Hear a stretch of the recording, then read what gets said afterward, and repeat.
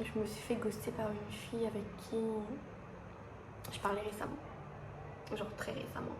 Et c'est vrai que j'ai encore en travers de la gorge quand j'en parle en fait. Je pensais pas, mais en fait oui. Mais au moins ça m'a fait réaliser que je suis une adepte, en fait une vraie adepte du love bombing. Genre j'inonde la personne d'amour, je l'inonde de petites attentions, de grandes attentions, j'écris des lettres, j'écris des poèmes.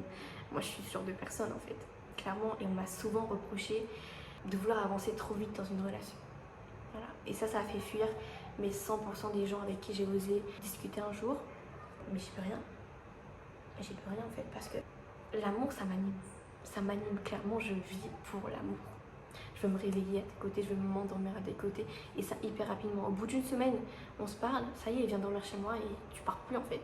Et c'est ça en fait mon problème, mais au vu des autres. Pour moi c'est pas un problème, mais pour les autres c'est un problème. Clairement c'est énormément un problème. J'aime l'amour. J'aime l'amour. Je me jette dedans. Clairement en fait je me jette corps et âme dedans.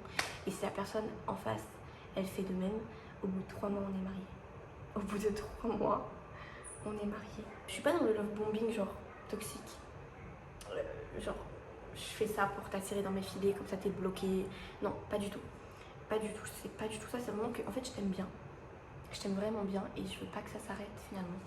Je veux vraiment pas que ça s'arrête. L'amour ça me fait vibrer. Ça me fait clairement vibrer. Genre j'aime l'amour.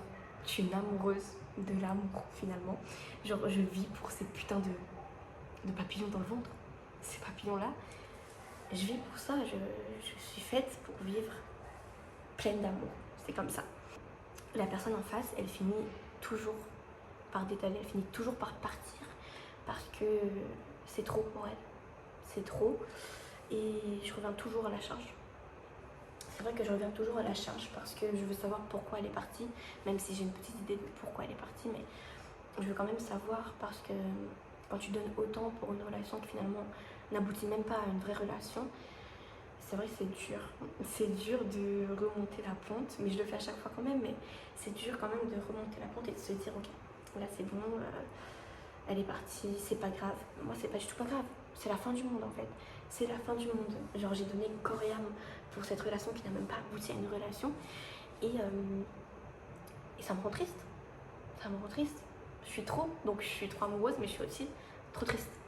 C'est comme ça. Finalement, je sais que c'est moi qui les a fait fuir. Je sais. Mais on ne pourra jamais m'enlever le fait d'aimer. On ne pourra jamais m'enlever le fait de trop aimer parce que c'est moi. Moi, je suis l'amour, tu vois. C'est moi l'amour. Si on m'enlève ce fait-là, j'existe plus.